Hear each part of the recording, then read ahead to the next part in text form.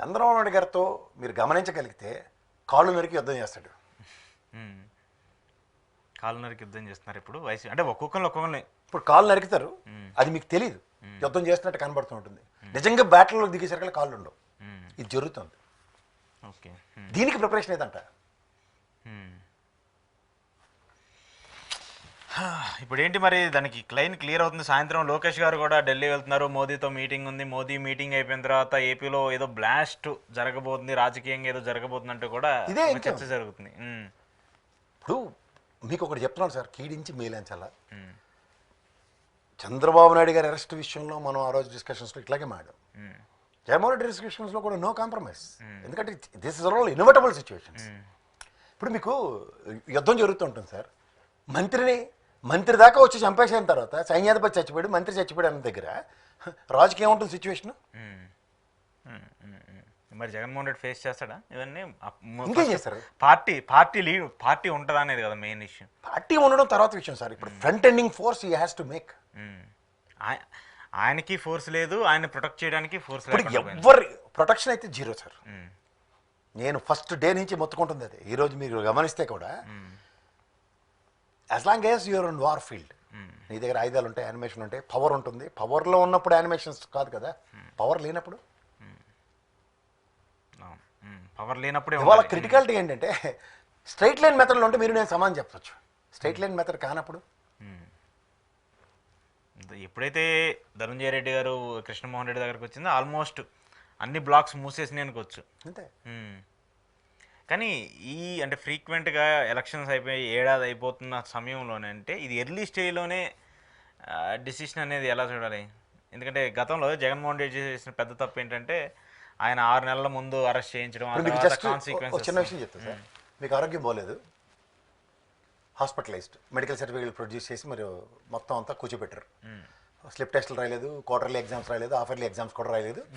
Half-yearly exams అయిపోయిన తర్వాత మీరు ఫిట్ అయ్యారు. ఎంత చదివితే మీకు ఎన్ని వస్తాయి ఫైనల్ ఎగ్జామ్కి? అంతే కదా, చాలా కష్టపడి చదవాలి. దిస్ ఈజ్ వాట్ మనం ఫస్ట్ అగ్రెసివ్ నోట్లో ముందుకెళ్ళి అన్ని విషయాల్లో ప్రొజెక్ట్ అయిన తర్వాత అట్నుంచి స్టార్ట్ అయింది.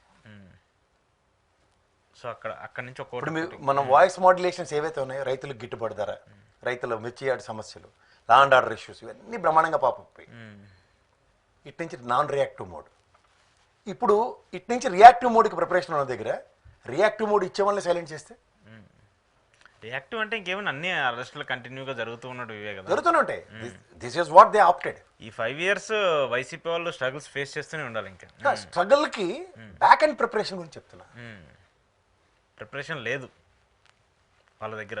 ఇప్పుడు సజ్జల్ గారు అంటే కోర్టుల చుట్టూ తిరుక్కుంటే ఏదో బెయిల్ తెచ్చుకుని, బెయిల్ తేక ఈ రోజుకి అరెస్ట్ వద్దు, రేపు అరెస్ట్ వద్దు, అలా దినదనగా అన్నాం. రోజువారీ తద్దినమే కదా అది, పేరుని అందే అదే వాయిస్ మాడ్యులేషన్స్ ఉన్న వాళ్ళకి. అవునవును. ఇంకా మిగిలింది మొన్న విడుదల రజనీ గారిది లైవ్ టెలికాస్ట్ కళ్ళ ముందు చూసాం. క్లియర్గా అర్థమైంది ఏం చేయగలిగారు, ఏమీ లేని దగ్గర కూడా ఏం చేయగలిగారు. మళ్ళీ ఈవినింగ్ సాయంత్రం వరకు సాయంత్రం బెయిలే వచ్చింది, కానీ ఏం చేయగలిగారు? ఎవరేం మాట్లాడలేదు, దాన్ని ప్రొజెక్ట్ చేయలేదు. ఏం చేయగలిగారు అన్నదే ప్రశ్న. మాడకలేదు ఇవన్నీ నాకు అనవసరం. ఏం చేయగలిగారు అన్నది. గవర్నమెంట్లో ఉన్నప్పుడు వాళ్ళు లీడ్ తీసుకున్నప్పుడు ఇంకెవరైనా ఏం చేస్తారు sir? That's what I'm saying. When somebody is taking lead అన్న దగ్గర వాట్స్ యువర్ ఆన్సర్? అది వైసీపీ. ఇదే లీడ్ మీరు తీసుకున్నప్పుడు what sort of pacifications have taken place from there end? ఇప్పుడు నిజంగా చెప్పాలంటే చంద్రబాబు నాయుడు గారి మీద నిజంగా నెగిటివ్ వచ్చి అసలు ఎవరు ఆపన్నహస్తం ఎవరిని సిచ్యువేషన్ అట్రిబ్యూట్ అయింది చెప్పాలంటే ఆ టైం. కానీ అలాంటి వాడికి ఆపన్నహస్తం అందించారంటే ఆలోచించండి. వచ్చారు, ఆ తర్వాత పార్టీస్ అన్ని మెర్జ్ అయినాయి, వాళ్ళు కంపల్సరీ లీడ్ తీసుకున్నారు. అంత తిట్టుకున్న వాళ్ళు ఇప్పుడు పోలవరం ఏటీఎం అని మాట్లాడిన ఆయన కూడా అరే బాబు లేకపోతే నా పని లేదు అని అమరేష్ పురి డైలాగులు చెప్పి మరి కోఆర్డినేషన్కి వెళ్తే ఏం చేయాలి? ఇటు పక్క నుంచి పవన్ కళ్యాణ్ ఫోర్స్ వచ్చింది, ముగ్గురు యాడ్ అయ్యారు. ఫైనల్గా వాళ్ళు అచీవ్ చేశారు.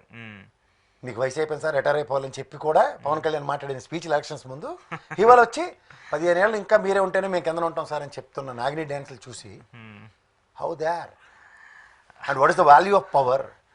మీకు తెలుసా వాళ్ళకి తెలుసా అంటే వాళ్ళకే తెలుసని చెప్పాలి.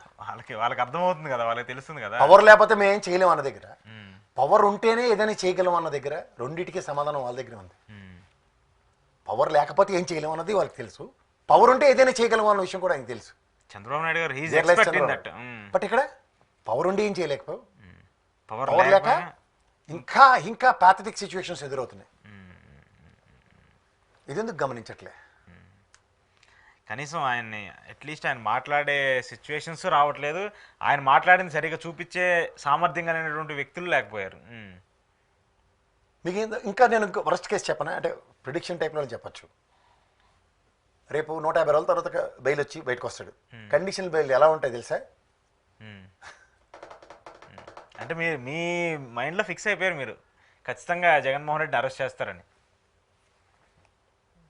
If my prediction is not wrong. ఎందుకంటే మీకు ఒకటే గుర్తుంచుకోండి సార్, A3 లిక్కర్ స్కామ్లో చంద్రబాబు నాయుడు గారి పేరు ఎప్పుడైతే ఉందో, పిఎస్ శ్రీనివాసన్ ఎప్పుడైతే అన్న దగ్గర if he comes everything is over for Chandrababu Naidu గారు. దాన్ని ఎలా స్టాల్ చేయగలిగారు చూడండి. Versus OSD Krishnamohan. OSD Krishnamohan, అదే పిఎస్ శ్రీనివాసరావు, ఓఎస్డి కృష్ణమోహన్ ఇద్దరు మెయిన్. కానీ అక్కడ పిఎస్ శ్రీనివాసరావుని ప్రొటెక్ట్ చేసుకున్నారు, కృష్ణమోహన్ గారిని ప్రొటెక్ట్ చేసుకోలేదు. కానీ జగన్మోహన్ రెడ్డి చాలా ప్రొటెక్షన్ అంటే not that, I'm not talking about the terms between these two, it's too good. But when it comes to two leaders Chandrababu Naidu గారు, జగన్మోహన్ రెడ్డి గారు చంద్రబాబు నాయుడు గారిని ఇలా చూస్తే గాంధారి వజ్రకవచం వేసి కాపాడింది ఎవరంటే చంద్రబాబు నాయుడు గారు. సో ఏదో జరగబోతుంది. దుర్యోధనుడు ఎలాగో గాంధారికి తెలియదా? ఇక మహాభారతం మొదలు పెడితే ఇంకా చాలా చాలా క్యారెక్టర్స్ని మాట్లాడుకోవాలి మనం ఏపీ రాజకీయాలకు సంబంధించి. సో ఏదో జరగబోతుంది అంటారు. లీగల్ ముఖ్యంగా చెప్తున్నా, ఢిల్లీ లాబింగ్ 30% కమిషన్ బ్యాచ్ నేను గతంలో చెప్పింది వేస్ట్ బ్యాచ్ అని డైరెక్ట్గా చెప్తున్నా. ఎందుకు సార్ ఇప్పుడు వాళ్ళే స్క్రాప్ వేస్ట్ కూడా కదా. నేను ఒకటి చెప్తాను, ఇప్పుడు మీరు అదే అంటున్నారు కదా, సరే ఆ సిద్ధార్థ్ లోరా వాళ్ళే కదా ఇప్పుడు ఈ కేసులన్నీ వాదిస్తుంది. ఏమైంది? వాళ్ళే వాదిస్తున్నారు కదా. దీన్ని మనుసంగి వాదించాడు సరే, అదే వాళ్ళు కాంగ్రెస్ ఎంపీ వాళ్ళే వాదిస్తున్నారు కదా వీటికి సంబంధించి కేసులు. చంద్రబాబు నాయుడు గారి టెరిటరీకి సంబంధించి ఆయనతో క్లోజ్గా అసోసియేట్ అయ్యేటువంటి లాయర్లు ఎవరైతే ఉన్నారో వాళ్ళే కదా వాదిస్తుంది. హరీష్ సాల్వేనో, సిద్ధార్థ్ లూథరనో, మీరు చెప్పినట్టు మనీష్ సాంఘని, వీళ్ళందరూ కూడా they are close to Chandrababu Naidu గారు కదా. మరి వాళ్ళు ఎన్ని కోట్లు ఇస్తారో, 30% కమిషన్ ఇస్తారా అన్ని తర్వాత విషయం. నేను జస్ట్ ఢిల్లీ లాబింగ్ గురించి చెప్పాను, ఐఎమ్ నాట్ టాకింగ్, నేను పేర్లు చెప్పట్లేదు. ఇప్పుడు మీకు ఒకటి గుర్తుంచుకోండి, ఫైల్ త్రూ అన్నది ఒకటి ఉంటుంది లీగల్లో. ఆ కేసు గురించి పూర్వపరాలు తెలిసినా కాబట్టి నేను వాదించను అని చెప్తారు. ఇక్కడ తెలియకుండానే వాదిస్తున్నారా? మరి కేసుని రీడ్ చేయకుండానే వాదిస్తున్నారా? ఇది కావాలి. మరి కేసు వైఎస్ఆర్సీపీలో చాలా మంది లీగల్ టీం ఉన్నారు. మాట్లాడండి వాళ్ళు ఎందుకు, why they are not giving voice modulations. It's serious apprehension. ఎందుకంటే నిన్న మీరు కోర్టు ప్రొసీడింగ్స్ ఫాలో అవ్వండి సీరియస్లీ. కోర్టు చాలా సీరియస్గా చెప్పింది. అవును, if you really follow the proceedings, 3rd degree use చేయొద్దు. అవును. Why they are mentioning that particularly? There are certain things, try to read in between the lines. 3rd degree చేయొద్దు, దీని వెనకాల పొలిటికల్ ఇంట్రెస్ట్ ఉందని చెప్పేసి క్లియర్గా మాకు అర్థమవుతుంది మీరు పెట్టినటువంటి కేసులు. కానీ మేము పోలీసుల విచారణకు సంబంధించి మేము ఇన్వాల్వ్ అవ్వకూడదు కాబట్టి ఆ డెసిషన్స్ తీసుకోవట్లేదని చెప్పేసి డైరెక్ట్గా చెప్పింది కోర్టు. అప్పుడు ఎట్లాంటివి ఉండాలి? అంటే investigation has to take place in presence of an advocate, video footage needs to submit, ఇలాంటివన్నీ కదా లాస్ట్ టైం ప్రికాషన్స్ తీసుకుని చంద్రబాబు గారి విషయంలో. ఇక్కడ ఇది సార్, ఐఎమ్ సీరియస్లీ సేయింగ్, ఒకటే ఒక విషయం అంటే చూసి there are developments basing on that. Proactiveness లేనప్పుడు, టిమ్మిడిగా ఉన్నప్పుడు చాలా వర్స్ట్గా ఉందని మాత్రం చెప్పగలను. పార్టీకి దట్టు ఈ సిచ్యువేషన్లో ఇలాంటి ఆయన ఏదో బౌన్స్ బ్యాక్ అవుతారు, కొంచెం లీడ్ చేసుకుంటారు పార్టీకి సంబంధించి అనుకున్న టైంలో ఈ ఫేసెస్ అన్నీ కూడా జగన్మోహన్ రెడ్డిని ఒక్కొక్కటిగా అడ్డుకట్ట వేసేస్తుంది అని చెప్పేసుకొచ్చారు ఎక్కడికక్కడ. సో చూద్దాం ప్రసాద్ గారు, ఇదైతే చాలా ఏదో జరగబోతుందని చెప్పేసి మీరు కూడా ముందుగానే ఇండికేషన్స్ ఇస్తున్నారు. మరి అది జరిగితే ఎలా ఫేస్ చేస్తారు పార్టీకి సంబంధించి? All of a sudden Lokesh గారిని నరేంద్ర మోడీ గారు పిలిచి మీరు ఢిల్లీ రావాలి, నన్ను కలవాలి అన్న దగ్గర ఇవ్వాలి, శంఖంలోనే పోసి తీర్థం ఎందుకు అవుతుంది? అదే నేను నా డౌట్ కూడా. సో ఎప్పుడే సార్ ఇంత పెద్ద ఇష్యూస్ మెయిన్ వ్యక్తులందరూ కూడా అరెస్ట్ అయిపోయి ఇప్పుడు లోకేష్ ఢిల్లీ వెళ్ళి లోకేష్ గారు అక్కడ కలిసి జగన్మోహన్ రెడ్డి గారికి సంబంధించి ఏదో మాట్లాడతారు అనేటువంటి చర్చ మనం చెప్పట్లేదు, మీడియా చెప్తుంది, ఆ మీడియా చెప్తుంది, అంటే దే ఆర్ క్లోజ్ టు ఒక పార్టీకి సంబంధించిన మీడియాని ఎక్కువగా ప్రొజెక్ట్ చేస్తుంది, అక్కడికి వెళ్ళి ఏదో జరగబోతుంది ఏదో చేస్తారనేది. అది నేను అంటుంది అది కదా సార్. ఇప్పుడు ఆ తపేల ఛానల్లో చెప్పేదంతా ఖురాను, బైబిల్, భగవద్గీత అని నేను చెప్పను. బట్ ఇంటెన్షన్స్ రీడ్ చేయండి అట్లా. ఎందుకంటే మీడియా ట్రయల్స్ ఇక్కడ జరిగిపోతున్నాయి రోజు రోజు మీడియా ట్రయల్, ఎట్టి పరిస్థితిలో ఉరిశిక్ష, అక్కడ దాకా పోతున్నారు వాళ్ళు. ఉరిశిక్ష కాదులేండి, సరే అరెస్ట్కి సంబంధించి అంతే. లీడింగ్సే జరుగుతున్నాయి. అరెస్ట్ అవినాష్ రెడ్డి దగ్గర నుంచి చూస్తున్నాం ఈ పెట్ట కథలు.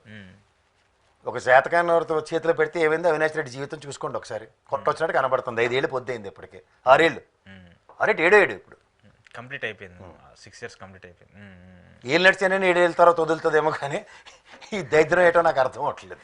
ఓకే రైట్, చూద్దాం సార్. దీనికి సంబంధించి మరి ఏమన్నా గవర్నమెంట్ ఏం డెసిషన్స్ తీసుకుపోద్ది ఏంటి అనేది కూడా మీరు ఒక ఇండికేషన్ ఇచ్చారు. మరి వైసీపీ భయం అన్నది మాత్రం ఇండైరెక్ట్ గా పరిచయం చేయడానికి విశ్వ ప్రయత్నం జరుగుతుంది. జగన్మోహన్ రెడ్డి అది భయం పడ్డు. ఆ క్యారెక్టరా కాదు కదా, అది అందరికీ తెలిసిన విషయం. అప్పుడు ఏమవుతుంది, ఇప్పుడు మనకి ఇంట్లో చిన్నప్పుడు అన్నం తినమని మారం చేస్తుంటే బూచొస్తాడు అని గదమాయిస్తుంది, భయం పెట్టడం అంటారు దాన్ని. మనం అయినా సరే మారం చేస్తుంటే 2 పీకితే భయంకి ఎబ్రివేషన్స్ 4-5 రకాలు ఉంటాయి కదా. సో అట్లా ఒక్కొక్కరిని పిల్లర్ని పీకేస్తే జగన్మోహన్ రెడ్డిని ఒంటరిని చేస్తూ ఆయన్ని భయపెట్టాలనుకుంటున్నారు, అంతేనా?